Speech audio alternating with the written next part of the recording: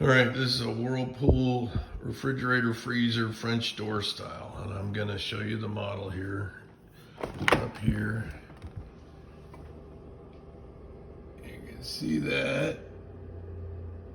Okay. Anyway, down there, the freezer builds up ice. And I've checked out all the defrost mechanisms and everything else, and I've been through the board and everything else, and it all works. But if I defrost it and clear all that ice out, it'll work and run for about a month, maybe 2 months, and then it'll build up ice on the very top of the coil down there at the very back of that freezer. I've been looking for a solution for that, and I'll get to that in the next clip. All right, so searching through this, I've been going to the diagnostic mode. Oh, must not have done that right.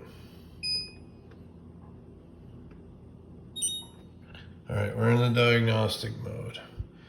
And then we're gonna go to test 3. There's test 3. And test 1 shuts the fan off. Test 2 turns the freezer fan on below. This is test 3, where it goes to flashing 13. And that means that the damper is open. So then I expect it to go to 23 automatically. Well, I let this thing flash forever, and it never goes to 23. So that tells me that the damper doesn't close from the freezer down below, so that the air goes up into the refrigerator. You'll hear that the refrigerator is colder than it should be, etc. But the real problem is down below, the ice is building up on top of the freezer. That's the issue. So I believe the damper motor is bad and stuck because it's stuck in this flashing 13. Interestingly enough, when I go to service function 66 on this, there is no error. And if there was an error on this damper motor moving it, so it says, it would say E2. Well, it doesn't. So there's that. And I'll show you that just momentarily. All right, we're gonna bump this down.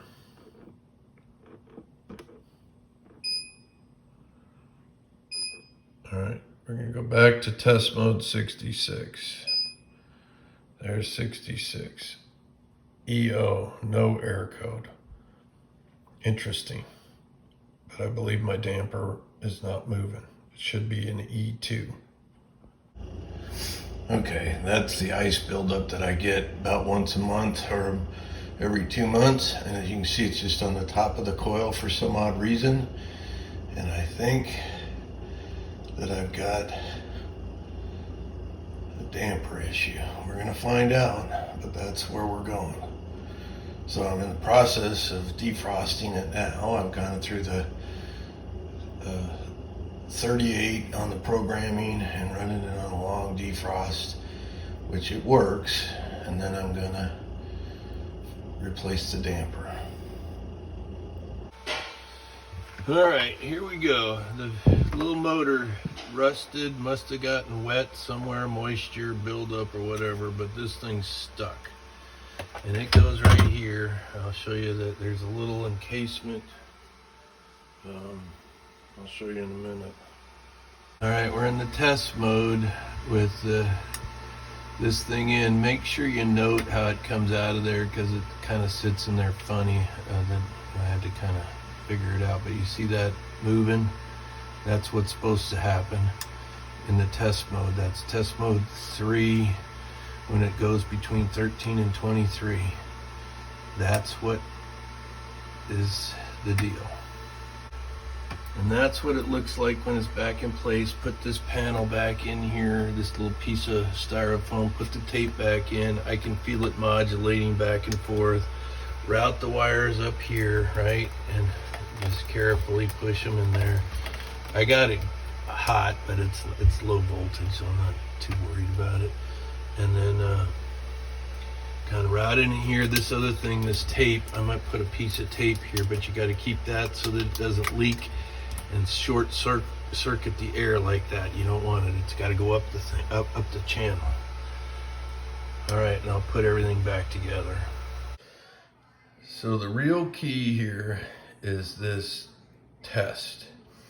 You see it flashes from 23 and then it'll oscillate back to 13.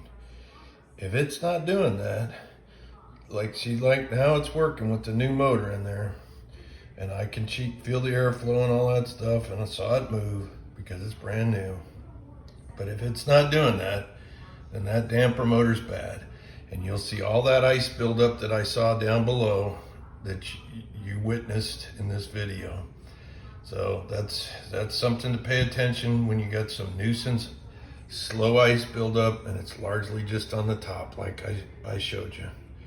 Good luck, and all the other disassembly you can find on the internet, that was the high level.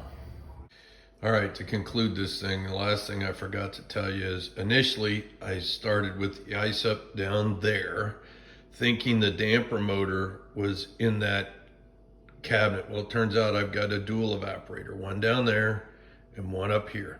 Well, the damper wasn't there, but I did need to de-ice it, so I did that. You saw that. I pulled that apart and pulled all the ice out, cleared all that up.